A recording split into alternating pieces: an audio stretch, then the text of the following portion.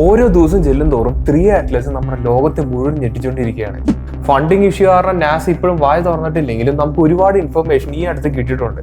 ഈ കിട്ടിയിരിക്കുന്ന ഇൻഫർമേഷൻ എല്ലാം വളരെ വളരെ വിയേർഡാണ്. ഓരോ ദിവസം മുന്നോട്ട് ചെല്ലും തോറും ഈ സംഭവം വിയേർഡ് ആയിക്കൊണ്ടിരിക്കുകയാണ്. ഇപ്പോഴത്തെ ഒരു അവസ്ഥ എന്താ വെച്ചാൽ നമ്മുടെ ഭൂമിയുടെ പെർസ്പെക്റ്റീവ് നോക്കുമ്പോൾ 3 അറ്റ്ലസ് സൂര്യന്റെ പുറയിലാണ് നിൽക്കുന്നത്. അതുകൊണ്ട് തന്നെ ഭൂമിയെ ബേസ് ചെയ്തിട്ടുള്ള ടെലിസ്കോപ്സ് ഉപയോഗിച്ച് നമുക്ക് ഇതിനെ പഠിക്കാൻ പറ്റില്ല. എന്നാൽ പോലും ഇതിനെ പഠിക്കാൻ കിട്ടിയ സമയത്ത് നമുക്ക് കിട്ടിയിരിക്കുന്ന ഇൻഫർമേഷൻ എന്ന് പറയുന്നത് വളരെയധികം വിചിത്രമാണ്. സാധാരണ കോമറ്റുകളുടെ സർഫസിൽ കണ്ടുവരുന്ന ഒരു സംഭവമാണ് വെള്ളം. പക്ഷെ ഇത്ര കാലമായിട്ടുള്ള ഒബ്സർവേഷൻസിൽ 3 അറ്റ്ലസിന്റെ സർഫസിൽ നമുക്ക് വെള്ളത്തിനെ ഡിറ്റക്ട് ചെയ്യാൻ കഴിഞ്ഞിട്ടില്ല. പക്ഷെ റീസെന്റ് ആയിട്ട് കിട്ടിയ നാസയുടെ NGS ഒബ്സർവേറ്ററിയിൽ നിന്ന് കിട്ടിയ ഡേറ്റ അനുസരിച്ച് ഈ ഒരു 3 അറ്റ്ലസിന്റെ സർഫസിൽ നിന്ന് വളരെയധികം മാസീവ് ആയിട്ടുള്ള വെള്ളം പുറത്തേക്ക് ഇജക്ട് ചെയ്യുന്നതായിട്ടാണ് പറയുന്നത്.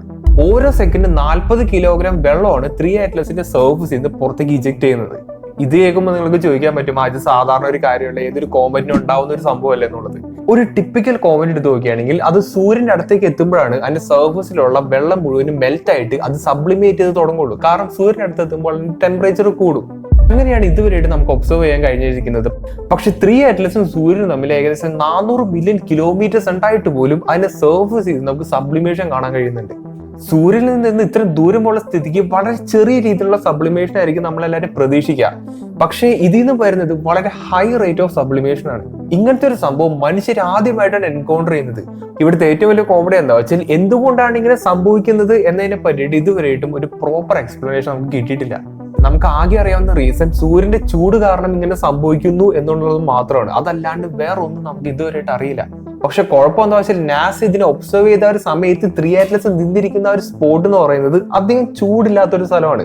ഒരിക്കലും ഇത്രയും എക്സ്ട്രീം ആയിട്ടുള്ള സബ്ലിമേഷൻ നമുക്ക് കാണരുത്. പക്ഷെ അങ്ങനെ സംഭവിക്കുന്നുണ്ട്. ഇത്രയും ദൂരം അകലെ നിന്നിട്ട് ഓരോ സെക്കൻഡും ഏകദേശം 40 കിലോഗ്രാം വെള്ളമാണ് ഇജക്ട് ചെയ്യുന്നത്.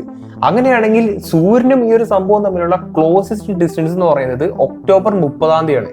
ആ സമയത്ത് 3 അറ്റ്ലസിന്റെ അവസ്ഥ എന്തായിരിക്കും എന്നുള്ളത് നമുക്ക് ഗസ് ചെയ്യാൻ പോലും പറ്റില്ല. 2021 അവിലോബ് എന്ന് പറയുന്ന ഒരു ആസ്ട്രോഫിസിസിസ്റ്റ് അദ്ദേഹം ഒരു ബുക്ക് പബ്ലിഷ് ചെയ്തായിരുന്നു. ഇദ്ദേഹത്തെ പറ്റി ഞാൻ കഴിഞ്ഞ 3 അറ്റ്ലസിന്റെ വീഡിയോയിൽ മെൻഷൻ ചെയ്തായിരുന്നു. അപ്പൊ ഇദ്ദേഹമാണ് നമ്മുടെ ലോകത്തിൽ ആദ്യമായിട്ട് ഈ ഒരു ഒബ്ജക്റ്റ് ഒരു ഏലിയൻ പ്രോബ് ആണെന്ന് എന്നുള്ളൊരു തിയറി, ഒരു ഐഡിയ പ്രൊപ്പോസ് ചെയ്തത്. ഇദ്ദേഹം വളരെ ഹൈലി റെസ്പെക്റ്റഡ് ആയിട്ടുള്ള ഒരു ആസ്ട്രോഫിസിസിസ്റ്റ് ആണ്. അപ്പോൾ ഇങ്ങനെയുള്ളൊരു വ്യക്തിയുടെ വായിൽ നിന്നാണ് നമുക്ക് ഇങ്ങനെയുള്ള കാര്യങ്ങളൊക്കെ കേൾക്കാൻ കഴിയുന്നത്.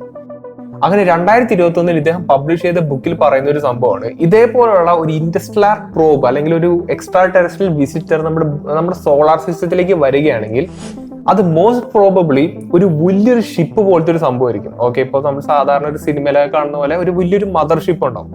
അതിന്റെ അകത്തുനിന്ന് ചെറിയ ചെറിയ പ്രോബുകൾ പോലുള്ള ചെറിയ ചെറിയ ഷിപ്പുകളൊക്കെ ഇങ്ങനെ അതിന്റെ അകത്തുനിന്ന് ഇങ്ങനെ വരുന്നതായിട്ടാണ് ഇദ്ദേഹത്തിന്റെ പുസ്തകത്തിലൂടെ പറയുന്നത്. ശരിക്കും ഒരു സൈഫൈ ഫിലിം പോലെയാണ് ശരിക്കും അത് എഴുതിയിരിക്കുന്നത്. ഈ ഒരു ഫിനോമിനെ ഇദ്ദേഹം വിളിക്കുന്നത് ഇന്റർസ്റ്റെല്ലാർ ഗാർഡനർ എന്നാണ്. അപ്പോൾ ഇദ്ദേഹം ഇവിടെ റെഫർ ചെയ്യുന്ന ആ ഒരു സംഭവത്തിനോട് വളരെ സിമിലർ ആയിട്ടുള്ള ഒരുപാട് കോമറ്റുകൾ നമ്മുടെ സോളാർ സിസ്റ്റത്തിൽ വന്നു പോയിട്ടുണ്ട്. ഒരു കോമറ്റ് സൂര്യന്റെ അടുത്തേക്ക് അപ്രോച്ച് ചെയ്യുമ്പോൾ സൂര്യനിൽ നിന്നുള്ള ടൈഡൽ ഫോഴ്സും ഗ്രാവിറ്റിയും ടെമ്പറേച്ചറൊക്കെ കാരണം ഈ കോമറ്റ് സ്പ്ലിറ്റ് ആവാനുള്ള സാധ്യതയുണ്ട്, ചെറിയ ചെറിയ കഷ്ണങ്ങളാവാനുള്ള സാധ്യതയുണ്ട്. അതുപോലത്തെ ഒരു സംഭവം തന്നെയാണ് ഇദ്ദേഹം ആ ഒരു പുസ്തകത്തിൽ പറഞ്ഞിരിക്കുന്നത്. അതിപ്പോ ഒരു മദർഷിപ്പ് ആണെന്നുണ്ടെങ്കിൽ അതിൽ നിന്ന് കുറെ ചെറിയ സെഗ്മെന്റ്സ് ആയിട്ട് ഇങ്ങനെ വരുന്നതാണ് ശരിക്കും ഇദ്ദേഹം പറയുന്നത്. അപ്പൊ നിങ്ങൾക്ക് ചോദിക്കാൻ പറ്റും, ഞാൻ എന്തിനാ ഇപ്പൊ ഈ ഒരു പോയിന്റ് ഈ ഒരു വീഡിയോയിൽ എടുത്തിട്ടേന്നുള്ളത് അല്ലെ?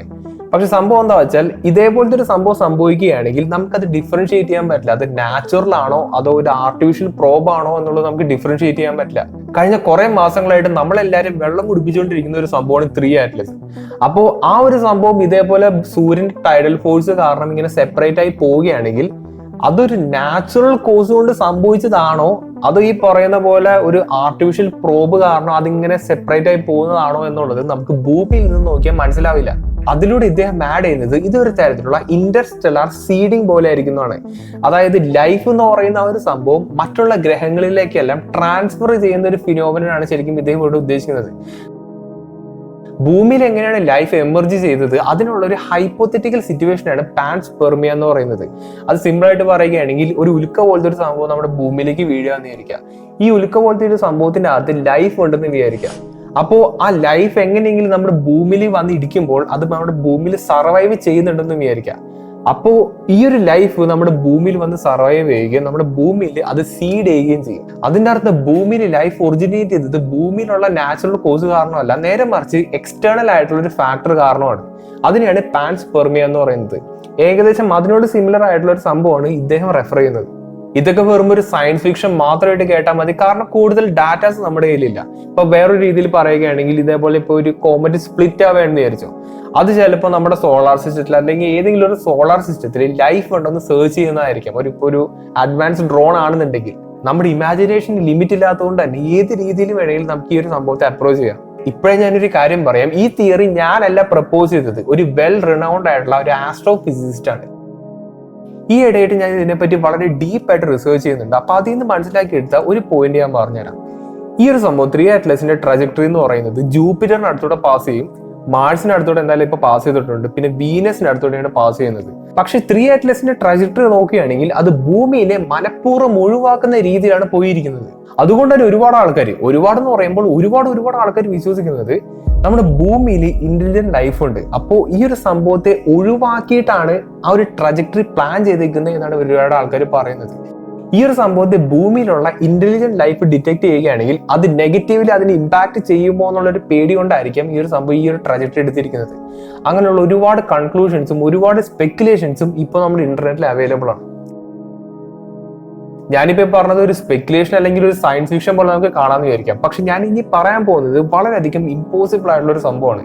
ഒരിക്കലും ഇങ്ങനത്തെ ഒരു സംഭവം സംഭവിക്കാൻ പാടില്ല, പക്ഷെ അത് സംഭവിക്കുന്നുണ്ട്. അത് മനസ്സിലാക്കണമെങ്കിൽ എക്ലിപ്റ്റിക് പ്ലെയിൻ എന്ന് പറയുന്ന ആ ഒരു ടേം നിങ്ങൾ മനസ്സിലാക്കിയിരിക്കണം. എക്ലിപ്റ്റിക് പ്ലെയിൻ എന്ന് പറയുന്നത് നമ്മുടെ ഭൂമി സൂര്യനെ ഓർബിറ്റ് ചെയ്യുന്ന ആ ഒരു പ്ലെയിനെയാണ് ശരിക്കും ഉദ്ദേശിക്കുന്നത്. ഒരു എക്സാമ്പിൾ ആണെങ്കിൽ ഇതൊരു 2D സർഫസിൽ നിങ്ങൾ ഇപ്പോൾ സ്ക്രീനിൽ കാണുന്ന പോലെ ഒരു 2D ആയിട്ട് നിങ്ങൾ കൺസിഡർ ചെയ്യുക. അപ്പൊ ഇതാണ് സൂര്യൻ, നടുക്കാണ് സൂര്യൻ നിൽക്കുന്നത്. അപ്പൊ സൂര്യന് ചുറ്റുമാണ് നമ്മുടെ ഭൂമി ഓർബിറ്റ് ചെയ്യുന്നത്. അതിന്റെ അർത്ഥം ഭൂമി ഈ 2 ഡയമെൻഷണൽ പ്ലെയിനിൽ കൂടെ മാത്രമാണ് നമ്മുടെ സൂര്യനെ ഓർബിറ്റ് ചെയ്യുന്നത്. അതുപോലെ തന്നെ എല്ലാ പ്ലാനറ്റുകൾക്കും അതിൻ്റെതായിട്ടുള്ള എക്ലിപ്റ്റിക് പ്ലെയിനുകളും ഉണ്ട്. ഇത് കേൾക്കുമ്പോൾ നമ്മുടെ എല്ലാവരും മനസ്സിലേക്ക് ഒരു സോളാർ സിസ്റ്റത്തിന്റെ ഇമേജ് ആയിരിക്കും വരുന്നത്. നമ്മൾ ചെറുപ്പം പോലെ നമ്മുടെ ബ്രെയിനിൽ ഫീഡ് ചെയ്ത് വെച്ചിരിക്കുന്ന ഈ ഒരു ഇമേജ് ആയിരിക്കും നമ്മുടെ തലയിലേക്ക് വരുന്നത്. പക്ഷെ ഇത് ശരിക്കും വളരെ ഓവർ സിംപ്ലിഫൈഡ് ആയിട്ടുള്ള സോളാർ സിസ്റ്റത്തിന്റെ ഡയഗ്രം ആണ്. പക്ഷേ ഇൻ റിയാലിറ്റി ഓരോ പ്ലാനറ്റുകളുടെയും എക്ലിപ്റ്റിക് പ്ലെയിൻ എന്ന് പറയുന്നത് പല ആംഗിളിലാണ് നിൽക്കുന്നത്. ഒരു എക്സാമ്പിൾ പറയുകയാണെങ്കിൽ ഒരു പ്രൈമറി എക്ലിപ്റ്റിക് പ്ലെയിൻ എന്ന് പറയുന്നത് നമ്മുടെ ഭൂമിയുടെ തന്നെയാണ്. അപ്പൊ അതുകൊണ്ട് തന്നെ നമുക്ക് ഇവിടെ 0 ഡിഗ്രി കൺസിഡർ ചെയ്യാം. ഇനി നമ്മൾ ഭൂമിയുടെ എക്ലിപ്റ്റിക് പ്ലെയിനും മെർക്കുറിയുടെ എക്ലിപ്റ്റിക് പ്ലെയിൻ നമ്മൾ കമ്പയർ ചെയ്ത് നോക്കുകയാണെങ്കിൽ മെർക്കുറിയുടെ എക്ലിപ്റ്റിക് പ്ലെയിൻ ഏകദേശം 7 ഡിഗ്രിയിൽ ചരിഞ്ഞിരിക്കുകയാണ്. അതുപോലെ തന്നെ നമ്മുടെ സോളാർ സിസ്റ്റത്തിലുള്ള എല്ലാ പ്ലാനറ്റുകളുടെയും എക്ലിപ്റ്റിക് പ്ലെയിൻ വളരെയധികം ഡിഫറെന്റ് ആണ്. ഇനി നമുക്ക് കാര്യങ്ങളിലേക്ക് കിടക്കാം.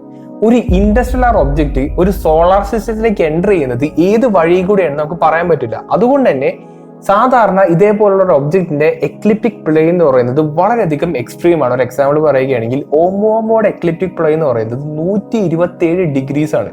ബോറിസോ എന്ന് പറയുന്ന രണ്ടാമത്തെ ഇന്റർസ്റ്റെല്ലാർ ഒബ്ജക്റ്റിന്റെ എക്ലിപ്റ്റിക് പ്ലെയിൻ എന്ന് പറയുന്നത് 44 ഡിഗ്രീസ് ആണ്. ഇത് രണ്ടും നമുക്ക് എക്സ്പെക്ട് ചെയ്യാൻ പറ്റുന്ന ആംഗിൾസ് ആണെന്ന് വിചാരിക്കാം. പക്ഷെ 3 അറ്റ്ലസിന്റെ എക്ലിപ്റ്റിക് പ്ലെയിൻ എന്ന് പറയുന്നത് വെറും 5 ഡിഗ്രീസ് മാത്രമാണ്. ഇത്രയും ചെറിയ ഡീവിയേഷൻ നമ്മുടെ ഇന്റർസ്റ്റെല്ലാറിൽ നിന്ന് എവിടുന്നോ വന്ന ഒരു സംഭവത്തിന് ഉണ്ടാവാന്ന് പറഞ്ഞാൽ അത് വളരെ റെയർ ആയിട്ടുള്ള ഒരു സംഭവമാണ്. അതുകൊണ്ട് തന്നെ 3 അറ്റ്ലസ് ഏത് പാത്തിലൂടെയാണോ പോകേണ്ടത് അതിനുള്ള ആംഗിൾസും കാര്യങ്ങളെല്ലാം നേരത്തെ തന്നെ നിശ്ചയിച്ചത് ഉറപ്പിച്ചതുപോലെയാണ് ഇപ്പൊ പോയിക്കൊണ്ടിരിക്കുന്നത്. പക്ഷെ ഇതിന്റെ ഗുണം എന്താ വെച്ചാൽ ഇതിന്റെ എക്ലിപ്റ്റിക് പ്ലെയിന്റെ ആംഗിൾ വളരെയധികം കുറവായതുകൊണ്ട് തന്നെ നമ്മുടെ ഭൂമിനെ ബേസ് ചെയ്തിട്ടുള്ള ഒരുപാട് സ്പേസ് ടെലിസ്കോപ്പുകൾക്ക് ഈ ഒരു സംഭവത്തെ വളരെ ക്ലിയർ ആയിട്ട് സ്റ്റഡി ചെയ്യാൻ കഴിയുന്നുണ്ട്. ഇനിയിപ്പോൾ ഈ ഒരു സംഭവത്തിന്റെ എക്ലിപ്റ്റിക് പ്ലെയിൻ ഒരു 90 ഡിഗ്രി ആണെന്ന് വിചാരിക്കുക. ഈ ഒരു സംഭവത്തെ പറ്റി പഠിക്കാനായിട്ട് വളരെയധികം ഡിഫിക്കൽട്ട് ആയിരിക്കും. ഒരു ചെറിയ മിന്നായം പോലെ മാത്രമാണ് ഈ ഒരു സംഭവത്തെ നമുക്ക് കാണാൻ കഴിയുള്ളൂ. ചുരുക്കി പറഞ്ഞ 3 അറ്റ്ലസ് നമ്മുടെ സോളാർ സിസ്റ്റത്തിലെ പ്ലാനറ്റ്സിനെ മുട്ടി ഒരുമിട്ടാണ് പോകുന്നത്. നമ്മുടെ ഭൂമിനെ പേർപ്പസ്ഫുള്ളി ഒഴിവാക്കുന്ന രീതിയിലും കൂടിയാണ് ഇത് പോകുന്നത്. ഞാൻ ഈ വീഡിയോയിൽ പറഞ്ഞ നമ്മുടെ ആസ്ട്രോഫിസിസ്റ്റ് ആയിട്ടുള്ള അബി ലോബിന്റെ ഒരു സംഭവം ഒഴിച്ച് ബാക്കിയെല്ലാം സയന്റിഫിക്കലി റെലവന്റ് ആയിട്ടുള്ള ഒരു സംഭവം തന്നെയാണ്. 3 അറ്റ്ലസ് നമ്മുടെ സോളാർ സിസ്റ്റത്തിലേക്ക് വന്നേ പിന്നെ നമുക്ക് ഒരുപാട് കാര്യങ്ങൾ മനസ്സിലായി.